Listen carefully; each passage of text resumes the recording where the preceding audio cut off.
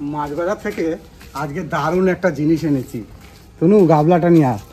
এই তো গাবলা। দেখ আজকে কি নিয়ে এসছি। ওই ঢালো দেখি। ওরে বাবা, অনেক কই মাছ তো। একদম জ্যান্ত কই। সাইজগুলো দেখ কত বড় বড় সাইজ। তলাটা একদম হলুদ হয়ে গেছে। হ্যাঁ পাকা কই একদম। প্রচুর কই উঠেছে আজকে। কালকে সারা রাত বৃষ্টি হয়েছে না, প্রচুর কই উঠেছে। অনেকদিন পর কিন্তু বাবাই কই মাছ নিয়ে আসলো কিনে। বিলের কই হলে তো দারুণ লাগে খেতে, আর এই কই মাছগুলোও খেতে ভালো লাগবে। দারুণ সাইজ, দেখ কত বড় বড় সাইজ। তোলা যাচ্ছে না। কাটা দিয়ে দেয় যদি, সেজন্য ভয় করছে ধরতে। দেখ ধরে দেখ একটা।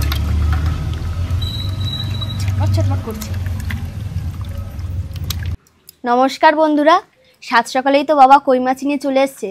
তো কি রান্না করব এই কই মাছ দিয়ে সেটা তো আপনাদের বলাই হয়নি। তো আজকে এই কই মাছ দিয়ে রান্না করব তেল কই, খুবই অল্প সময়ে। আপনারা কিন্তু সম্পূর্ণ ভিডিওটা দেখবেন। আমি তাহলে মাছগুলো কেটে দিচ্ছি, তুই মশলাগুলো বেটে নে। ঠিক আছে। কই মাছটা একবার তুলে দেখাও মা, দেখি কত সুন্দর মাছ। তলাটা একদম হলুদ হয়ে গেছে। হ্যাঁ হ্যাঁ, এই বর্ষাকালে কিন্তু কই মাছের পেটে ডিম হয়। তো মা মাছটা কাটলেই বোঝা যাবে যে কই মাছের পেটে ডিম হয়েছে কিনা। ডিম হয়েছে মনে হয়, দেখেই বোঝা যাচ্ছে। আমি কাটতে শুরু করি। আগে বড় মাছগুলো কেটে নাও। সবগুলো মাছ লাগবে? না না, সবগুলো লাগবে না, কিছু কিছু মাছ রেখে দাও। হ্যাঁ, বড়গুলো কাটি। বাবা, কাটতেই তো ভয় লাগছে। এই মাছ ছাই ছাড়া কাটাই যাবে না। সাবধানে কেটো মা, কাটা আছে কিন্তু।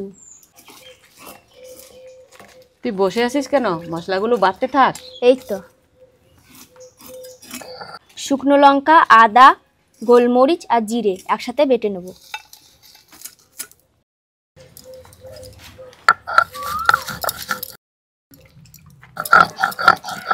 কই মাছের গায়ে কিন্তু প্রচণ্ড কাটা আছে, কাটতে একটু অসুবিধা হলেও কই মাছটা খেতে কিন্তু দারুণ লাগে। কোথায় চলে গেল মাছটা? কত সুন্দর হাঁটছে দেখ। কান কোতে ভর দিয়ে হাঁটে ওরা। এই যে চিরুনির মতো দেখ কাটা। আমি এদিকে মশলা বাটছি আর মা এদিকে গাছ থেকে আম পাড়ছে। মা কাঁচা মিঠা আম পাড়ছো না টক আম পাড়ছো? এখানে কাঁচা মিষ্টি আম পাচ্ছি, আর গাছে আমও পেকেছি, দেখি পারতে পারে কিনা। আজকে রান্নাটা কিন্তু একটু অন্যরকম হবে। আজকে কাঁচা মাছটাই মশলা দিয়ে মাখিয়ে রান্না করব। আর এই বাটা মশলাটা বাটিতে তুলবো না, একবারে মাছের ভিতরেই দিয়ে দেবো। আর বাকি থাকলো নুন আর হলুদ আর সামান্য সর্ষের তেল।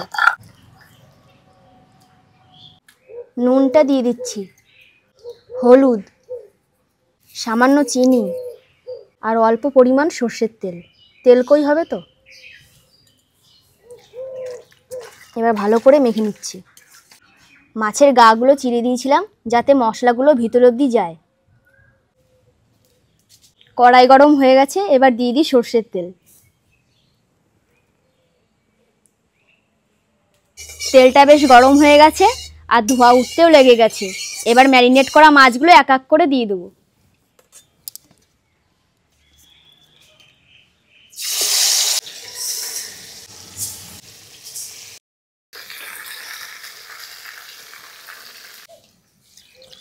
মশলা ধোয়া জলটা দিয়ে দিয়েছি।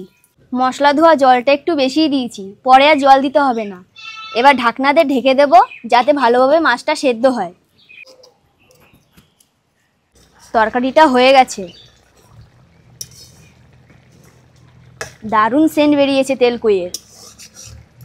এবার নামিয়ে নিই। আজকে তেল কইটা একটু গামাখা করেছি। দাও, এইখানে দেবে। তেল কইটা তো ভালোই লাগছে দেখতে, খেয়ে দেখ কীরকম হয়েছে। ব্যাস ব্যাস, আরেকটা দি।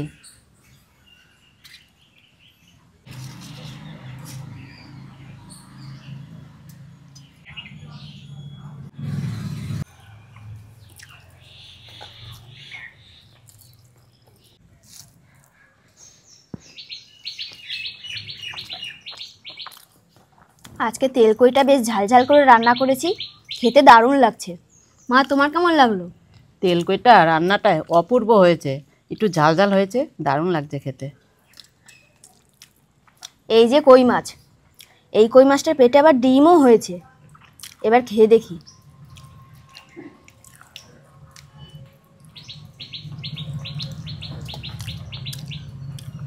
কই মাছে একটু বেশি কাটা হয়।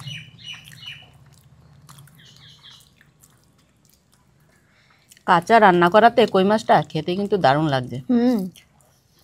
আর মশলাপাতি একদম ভিতর অবধি ঢুকে গেছে। হ্যাঁ, হ্যাঁ, কেটে কেটে দিয়েছি না। এই যে ডিম, অর্ধেকটা খেয়ে নিয়েছি আমি, আর এই যে অর্ধেকটা রয়েছে।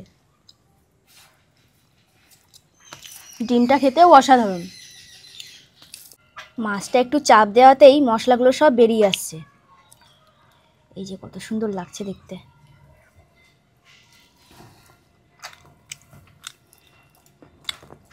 একদম অসাধারণ হয়েছে।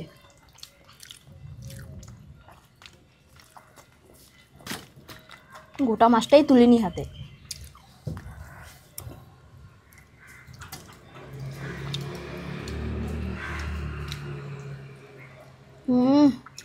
দারুণ।